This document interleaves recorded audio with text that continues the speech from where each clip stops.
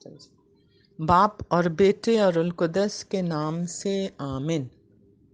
जिंदा यस्सु मसीह की सलामती हम सब के साथ हो, आमीन।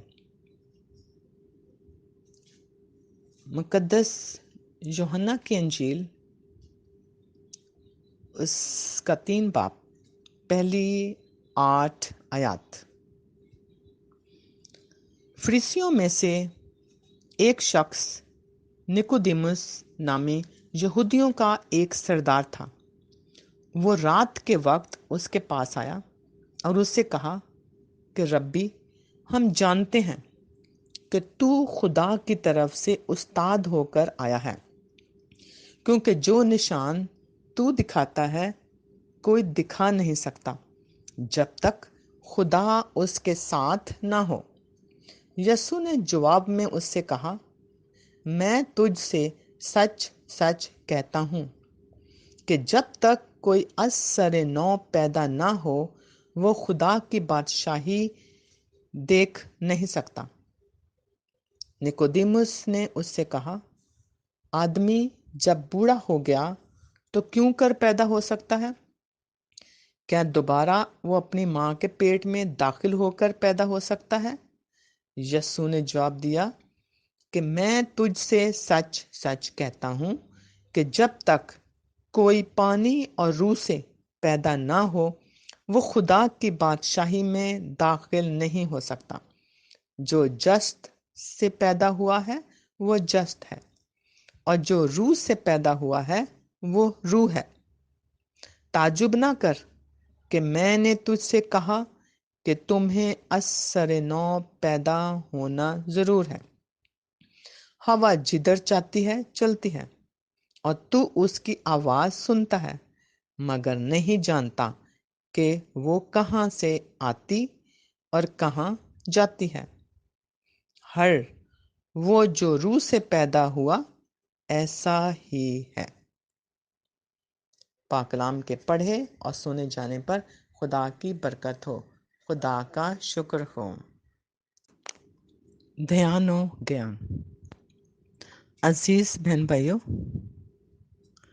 फरीसियों में से एक शख्स निकोदेमुस, जो यहूदियों का सरदार था, वो रात के वक्त यीशु के पास आया। अब दिन को क्यों नहीं आया? शायद दुनियादारी की वजह से कि लोग क्या कहेंगे। तो क्या कहा, रब्बी, हम जानते हैं कि तू खुदा की तरफ से उस्ताद होकर आया है। वो जानते थे कि उस्ताद कैसा, यानी कि जो बुराई करने के लिए अगर मना करे तो खुद कभी कोई बुराई नहीं की, और अगर अच्छाई करने के लिए ये उस्ताद कुछ कहे तो वो अच्छाई उसमें मौजूद है। अब निकोदेमस का मसला या हमारा मसला भी यही हो सकता है कि खुदावंद यीशु मसीह की इस बात को समझ नहीं सकते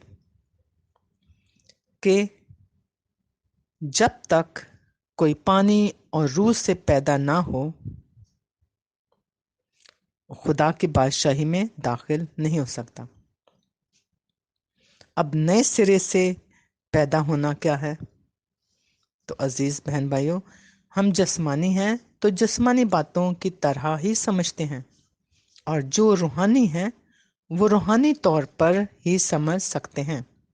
यानी पैदा तो सब एक ही तरह से होते हैं। यहाँ जिस्मानी तौर पर नहीं, यीशु मसीह रूह की नई पैदाइश की बाबत समझाना चाहते हैं।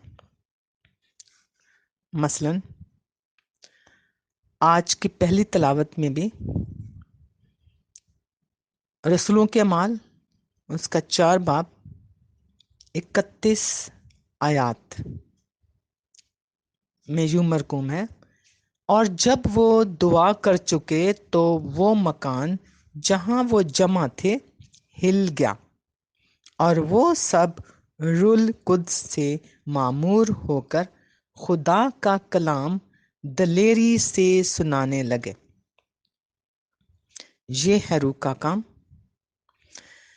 جب ہم خدا کے ساتھ روح میں ہوتے ہیں تو ہم کام نہیں کرتے، خدا ہم میں کام کرتا ہے، بشرطے کہ ہم اپنے آپ کو مکمل طور پر حلیم و فروتن ہو کر خدا کے حوالے نہ کر دیں۔ یہ ہے روح کی پیدائش، یعنی اب ہمارا کام نہیں، خدا کا روح ہم میں کام کرنا شروع کرتا ہے، اور ہم اپنے آپ کو نہیں بلکہ صرف اور صرف خدا کو جلال دینا شروع کر دیتے ہیں۔ یعنی مقدس پولس رسول کی طرح ہم کہہ سکیں کہ اب میں نہ رہا بلکہ زندہ خداوند مجھ میں ہے۔ دنیا میں رہ کر ہم روحانی بنے۔ اس کا دوسرا حوالہ